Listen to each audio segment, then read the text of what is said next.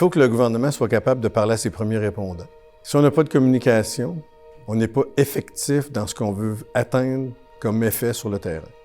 En plus, il faut être capable de parler à toutes les agences qui sont présentes sur le terrain. Tout le monde reçoit les mêmes directives ou les mêmes ordres en même temps pour avoir un effet combiné partout sur le territoire qui est affecté.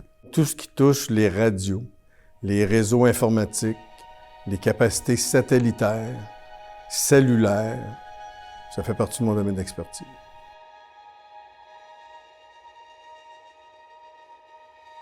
Je suis le capitaine Pierre Frenette. Je suis un officier de communication pour l'armée canadienne depuis 1979. J'ai participé plusieurs fois à des opérations nationales de type Oplantus, Oplaser, le Verglas, et j'ai participé à la planification de déploiement de troupes au feu de forêt de Colombie-Britannique et Yukon. La crise du Verglas remonte à 1998. Un grand triangle de la province de Québec a été privé d'électricité pendant plusieurs semaines, suite à une tempête de verglas exceptionnelle qui a fait que plusieurs pylônes d'Hydro-Québec se sont affaissés, ce qui a entre autres coupé l'électricité à Saint-Hyacinthe, Drummondville, etc. Moi-même, j'étais déployé à Saint-Hyacinthe. Le rôle de mon unité, c'était d'essayer de rétablir les communications en aide au gouvernement du Québec, mais aussi de fournir des communications à toutes les équipes de militaires qui étaient dispersés sur le territoire et qui, entre autres, donnaient un coup de main à Hydro-Québec pour essayer de ramasser les branches, les arbres, les poteaux cassés, etc. Les maisons n'avaient pas de chauffage, n'avaient pas de réfrigérateur, les congélateurs. Ça a touché l'économie locale aussi parce que les gens ne pouvaient pas se déplacer à cause des conditions routières. Les systèmes bancaires étaient paralysés parce qu'il n'y avait pas d'électricité. Puis ça a miné un peu le moral des gens parce qu'ils ne savaient pas quand ils allaient retrouver l'électricité. L'armée n'est pas une force constabulaire. On se substitue pas aux policiers, mais on peut aider à sécuriser la population. Pendant la crise du verglas, il y a des gens qui ont fait des patrouilles, qui allaient cogner aux portes, s'assurer que les gens qui avaient décidé de demeurer chez eux qu'il n'y avait pas de problème. Tous les premiers répondants avaient beaucoup de difficultés à assurer leur rôle parce qu'ils ne pouvaient pas communiquer entre elles, entre agences. Puis, c'était difficile aussi pour l'état des routes. Quels endroits qui étaient dégagés, quels qui ne l'étaient pas, comment atteindre les personnes qui étaient dans le besoin. Pour le gouvernement, puis pour les autorités locales, voire municipales, ils ne pouvaient plus exercer le contrôle sur leurs propres ressources. Il fallait qu'ils parlent avec les gens de la voirie, mais leur système de radio étant basé sur les tours qui étaient tombés, mais là, ça devenait compliqué. Alors, l'armée, avec certains de ses équipements, pouvait pallier en partie à ces besoins-là. Je pense que les Canadiens, en particulier les Québécois, se sont aperçus que l'armée était pertinente pour aider dans ce genre de crise-là, parce que l'armée est habituée d'être très hiérarchisée, très organisée. Le fait aussi que l'armée a des équipements comme des véhicules, ça a permis de se déployer rapidement puis de faire une différence sur le terrain aussi rapidement. Souvenons-nous de 2019, les Forces armées canadiennes ont été demandées par le gouvernement du Québec pour intervenir où des infrastructures municipales étaient menacées, des puits, des systèmes d'égouts, des rues bloquées, des hôpitaux isolés. Il y a des gens qui ont perdu beaucoup dans ces inondations-là. Il y a des gens qui ont été menacés par des barrages qui menaçaient de céder. Le mandat qui était donné, qui venait du mandat du gouvernement du Québec, c'était d'essayer de préserver la vie. Ensuite, les infrastructures municipales, comme j'ai dit, les puits, les systèmes d'égouts, les ponts.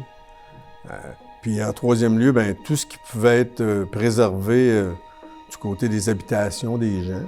Des évacuations de personnes prenaient le dessus surtout.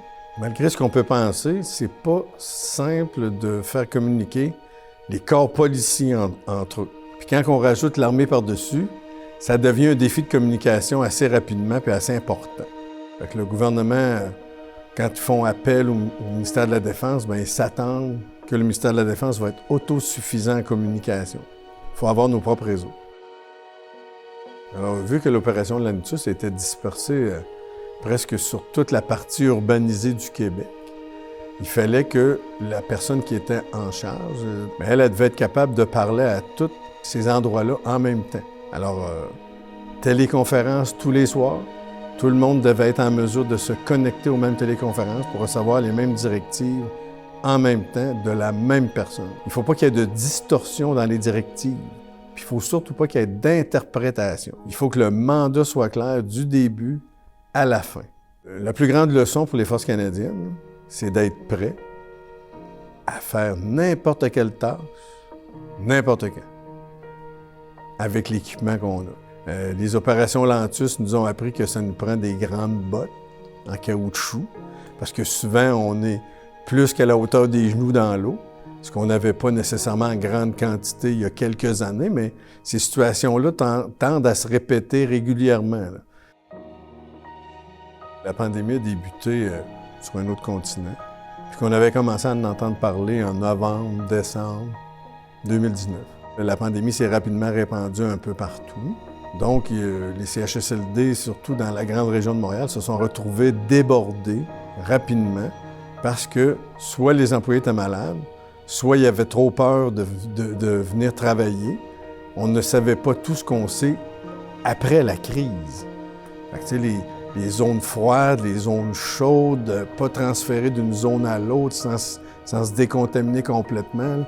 La région de Montréal, il y a beaucoup d'allophones qui travaillent dans les CHSLD, pour qui les directives n'étaient pas nécessairement claires au début.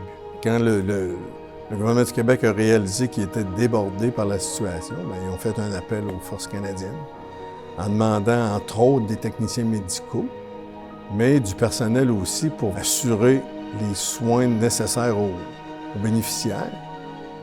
Alors, mon rôle à moi, c'était de m'assurer que les équipes qui travaillaient dans les différents CHSLD, alors il fallait que les gens sur les différents étages puissent se parler entre eux. Parce que souvent, ces établissements-là étaient en béton. Les gens qui étaient dehors s'éloignaient un peu pour s'assurer de ne pas être contaminés par nos propres effectifs qui travaillaient à l'intérieur des bâtiments. Le soir, les gens qui travaillaient dans les CHSLD étaient tous hébergés au centre-ville de Montréal. Alors, ça prenait des communications là pour que nos gens puissent communiquer avec leur famille, donner des nouvelles, mais puissent aussi communiquer avec leur état-major pour obtenir les équipements qu'ils avaient besoin. Les citoyens du Québec ont pu voir que les forces armées peuvent intervenir dans plusieurs types de déploiements. Il n'y a absolument rien dans l'entraînement des militaires qui est préparé à aller s'occuper de personnes âgées pour la plupart. Quand on arrive dans un CHSLD, les pathologies sont assez différentes. Fait qu'administrer des médicaments à des gens qui ont 60 ans et plus, souvent, c'est pas les mêmes médicaments. Traiter des gens qui sont peut-être atteints d'Alzheimer, de Parkinson ou de démence, c'est pas non plus dans le quotidien de nos techniciens médico-militaires. L'opération au Yukon, c'est le débordement d'une rivière, mais c'était au nord de Whitehorse. Il y a une seule route principale qui dessert toutes les municipalités du Yukon. C'est ce qu'on appelle le Alaska Highway. C'est cette route-là qui a été coupée. Et c'est un lien important parce que ça achemine tout ce qui peut être transporté par route. La nourriture, les médicaments, les fournitures de tous les commerces qu'on peut imaginer là, entre Whitehorse et Dawson City. C'est difficile de mobiliser beaucoup de gens parce qu'il n'y a pas énormément d'habitants au Yukon. On dit Oplentus, mais Oplentus, ça regroupe beaucoup de types d'opérations. Oplentus, ce que c'est une intervention des forces militaires au Canada. Il y a un appel qui a été logé au ministère de la Défense, qui a contacté ses propres Rangers canadiens, et ce sont eux qui sont intervenus les premiers. Alors, une intervention rapide par des gens locaux qui connaissent bien la région. Ensuite, il y a d'autres éléments qui sont venus d'Edmonton, de la première brigade, pour essayer de sauver le plus d'infrastructures gouvernementales, municipales, provinciales possible. Puis, dans un deuxième temps, les infrastructures là, des gens qui vivent le long de cette rivière-là. J'ai contribué à la préparation des troupes qui se sont déployées en appui au Yukon. Donc, au Yukon, il faut savoir là, que les téléphones cellulaires, la plupart du temps, ça ne fonctionne pas. Il faut établir des contrats avec des fournisseurs de services satellitaires, etc. Alors, mon rôle, c'était surtout ça, là, préparer les communications dans un endroit éloigné. Informez-vous. Écoutez les nouvelles.